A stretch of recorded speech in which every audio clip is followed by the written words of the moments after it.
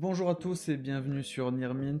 Alors aujourd'hui on va se retrouver pour un petit shot de nostalgie pour la présentation. On va faire une petite série qui va durer 4-5 épisodes sur les premiers decks de structure. Donc on va commencer aujourd'hui par le deck de Kaiba, donc le DDK en première édition. Donc le deck hop, contient une quarantaine de cartes. Donc ici elles sont slivées par épée, mais il n'y a pas tant de cartes que ça. Donc à l'époque, c'est des decks que l'on pouvait retrouver un peu partout dans la grande distribution. C'était des decks qui coûtaient une quinzaine d'euros à l'époque. Aujourd'hui, en scellé, on va plutôt compter environ dans les 4-5 000 euros potentiellement pour un exemplaire en parfait état. Donc on va balayer les différentes cartes, voir un petit peu les cartes qu'on avait à l'époque. Ce sont les toutes premières que l'on a eues en français, si je ne me trompe pas. Et donc voilà, un gros shot de nostalgie, donc qui sont sortis dans les années 2000, il y a une vingtaine d'années, c'est vraiment extraordinaire. Et ici on est sur un deck qui est complet et qui est en première édition bien sûr, et en parfait état. Donc je vais scinder le temps de que ce soit un peu plus accessible. Donc on va balayer rapidement les cartes, voilà, pour se remettre un peu les cartes de l'animé et autres en tête. Donc on commence avec Ryukishin, donc beaucoup de monstres normaux à l'époque. Hein. On se souvient, très peu de monstres à effet. Le bœuf de combat, le ver malfaisant, donc bien sûr des monstres qui aujourd'hui sont extrêmement faibles, hein, que l'on ne retrouve absolument pas dans la méta. Donc 1500, 1200 pour le dragon Kumori en 4 étoiles, c'est très faible. Le juge, donc que des cartes emblématiques de Kaiba bien sûr. La poupée brigande. Koji Kochi. Urabi bien sûr. Gyaketuno Megami. Donc les illustrations sont vraiment très belles. Alors je les passe rapidement pour qu'on puisse les voir.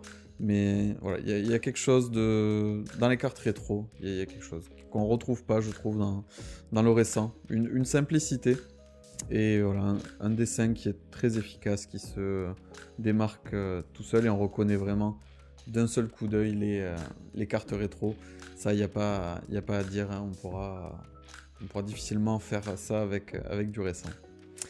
Le titan noir de la terreur, assaillant des ténèbres, maître et expert, guerrier inconnu du démon, le clown mystique, ogre de l'ombre noire, énergie sombre, bien sûr, on retrouve certaines des cartes du deck qui ont été rééditées dans LDDF en suivant, donc le premier set qui est sorti, et on va retrouver des cartes comme ça, des communes et des rares qui sont communes entre les deux sets. Fortification, trou noir. Alors une carte extrêmement importante qui était absolument dans 100% des decks à l'époque. C'était très fort. Donc détruit tous les monstres sur le terrain. Voilà, tout simple. Pas besoin d'aller plus loin. C'était une carte qui était très forte. Ryukishin le puissant, le spadassin vengeur. Cet artwork, j'adore. La Jin. Donc bien sûr, emblématique, carte de Kaiba. Très simple mais très efficace, je trouve vraiment encore une fois dans les designs. Les cartes sont très sympathiques. Le Kaiser, le Golem Destructeur, Oiseau du crâne rouge, que j'ai personnellement beaucoup joué dans mes decks à l'époque contre mes petits camarades à l'école. Humain des ténèbres, Fissure, très fort. La trappe, alors ça c'était vraiment à l'époque la carte qu'on redoutait quand on arrivait à invoquer un dragon blanc ou un magicien sombre, on redoutait de voir arriver la trappe sur le terrain qui réduisait à néant tous nos espoirs. Attaque en double fourche, exorcisme, le Monster Reborn, le fameux. Ça, est-ce qu'on peut faire une carte plus emblématique que ça dans les magies ? La carte est magnifique, donc il permet de ressusciter un monstre très connu. L'espion novice, renfort, télescope ancien, dessert seul, Donc on continue ici avec la première holo du deck, donc le Seigneur des Dés, carte extrêmement emblématique de Kaiba qu'on a retrouvé énormément dans l'animé. Voilà, c'est une carte qu'il a invoquée beaucoup de fois, souvent en complémentaire avec une autre carte qui est juste derrière, qui va être la flûte d'invocation du dragon. Donc ce sont des cartes qu'on a vu énormément, très emblématiques de Kaiba dans les premières saisons de Duel Monster. Très emblématique. Les deux cartes combinées permettaient à Kaiba d'invoquer souvent les dragons blancs.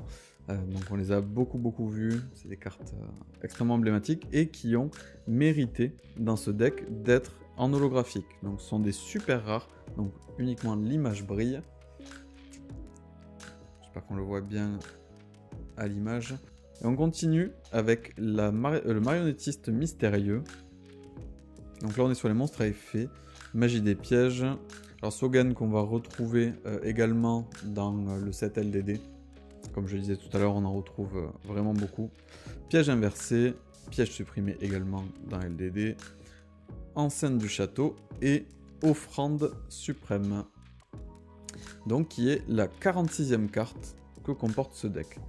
Donc c'était un deck de 46 cartes où on retrouve principalement des monstres, quelques monstres à effet, les magies de base.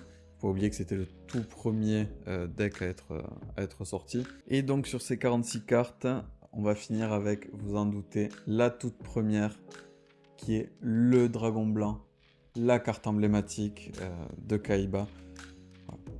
Quand on pense à Yu-Gi, et à Yu-Gi-Oh! Principalement, on pense à cette carte-là. C'est vraiment la carte la plus emblématique, celle qui illustre souvent le jeu avec le magicien sombre, mais principalement le dragon blanc aux yeux bleus. Donc cette carte ici est gradée 9 chez CCC Grading, qui est une société de gradation française. Des cartes dans cet état-là sont extrêmement compliquées à trouver et commencent à coûter énormément. Aujourd'hui, on en compte 3, actuellement gradés en 9, et j'ai gradé les 3. Donc aujourd'hui, on en cherche d'autres pour continuer à alimenter cette population et à faire de la conservation de ces cartes-là. Ça devient très rare, très dur à en trouver en parfait état. Donc ici, la carte est absolument mint. Voilà, elle n'a aucun défaut. J'ai une vidéo consacrée à l'envoi de cette carte à la réception. Je suis très fier d'avoir le deck dans cet état complet. Je ne pense pas faire grader l'intégralité des communes et des 2 super. Déjà, cette carte me suffit. Mais voilà, je suis très fier de compter dans ma collection ce deck-là. J'espère que cette petite vidéo vous a plu, que vous avez pris un petit shoot de nostalgie avec ce deck. Et on se retrouve très vite pour continuer cette série-là. A très bientôt sur Nirmint.